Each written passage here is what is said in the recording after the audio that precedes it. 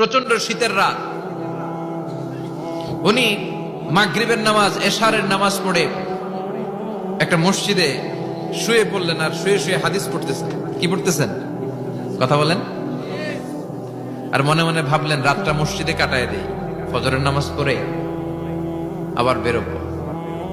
কিন্তু দারোয়ান এসে বলে মসজিদে থাকতে পারবেন না, ওঠেন। দারোয়ান আছে না, কথা কন।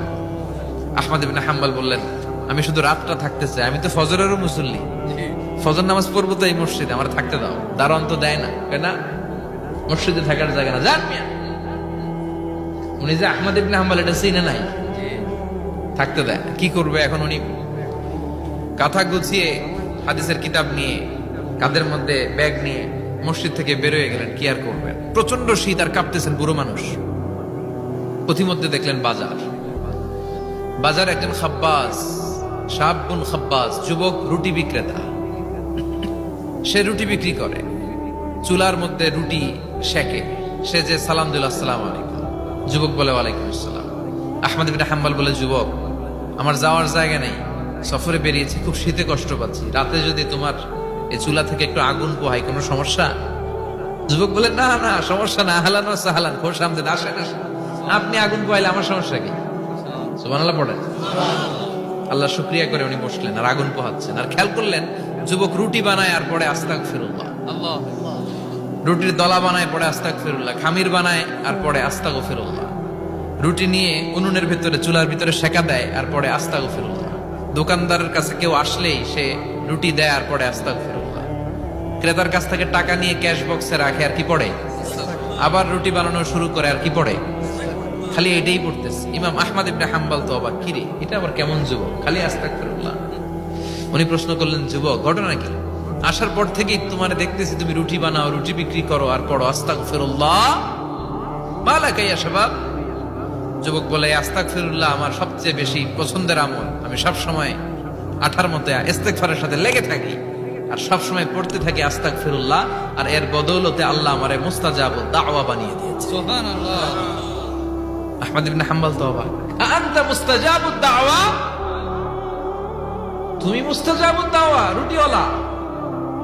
আমি এত বছর হাদিস পড়াই, আমিও তো মুস্তাজাবুদ দাওয়া না, আর তুমি রুটি বেচো বাজারে, তুমি মুস্তাজাবুদ দাওয়া, তুমি দোয়া করলে সব কবুল হয়ে যায়। যুবক বলে না আনা মুস্তাজাবুদ দাওয়া, আমি আমার জীবনে যত দোয়া করেছি কবুল করে নিয়েছে কে? আল্লাহ। সব দোয়া কবুল করে নিয়েছে আল্লাহ, একটা দোয়া ছাড়া। কয়টা? আহমদ ইবনে হাম্বলের কৌতূহল, কিউরিসিটি আরো বেড়ে গেল। কি? সব দোয়া কবুল হয়েছে একটা দোয়া ছাড়া। মাযালিকা দুআ ইয়া শাব, কি সেই দোয়া? যুবক এবার বলতে শুরু করলো আমার জীবনে যে দোয়াটা আল্লাহ কবুল করে নাই সেটা হচ্ছে আমি আল্লাহর কাছে অনেক চেয়েছি, অনেক দোয়া করেছে যে আল্লাহ শুনেছি এই জামানার সবচেয়ে বড় মুহাদ্দিস, তার নাম নাকি ইমাম আহমদ ইবনে হাম্বল। আল্লাহ তোমার কাছে আমার চাওয়া আমি যেন এই ইমাম আহমদ ইবনে হাম্বলের দেখে মরতে পারি। সুবহানাল্লাহ। আমি যেন ইমাম আহমদ ইবনে হাম্বলের হাতে হাত রেখে মুসাফা করতে পারি আর তার কপালে একটা চুমু এঁকে দিতে পারি। আল্লাহ। আহমদ ইবনে হাম্বল আবেগপ্রবণ হয়ে গেলেন, চোখের পানি ছেড়ে দিলেন, বললেন যুবক তোমার এই দোয়াটাও কবুল হয়ে গিয়েছে। আহমদ ইবনে হাম্বলের দেখা সাক্ষাৎ পাওয়ার জন্য আহমদ ইবনে হাম্বলের বাড়িতে তোমার যাওয়ার দরকার নাই, আহমদ ইবনে হাম্বল তোমার দরবারে ছুটে এসেছে। আনা আহমদ ইবনে হাম্বল মুহাদ্দিসুদ দাহর, আমি নিজেই আহমদ ইবনে হাম্বল।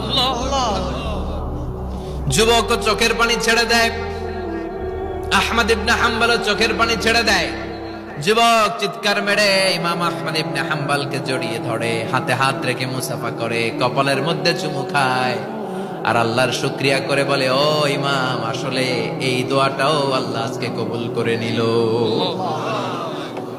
বিশ্বাস হয় সবসময় ইস্তেগফার করলে আপনার দোয়াগুলোর এইভাবে কবুল করে নিবে কে? এই পাঁচটা জিনিস পাবেন সবসময় যদি ইস্তেগফারের সাথে লেগে থাকেন। রাজি আছেন তো?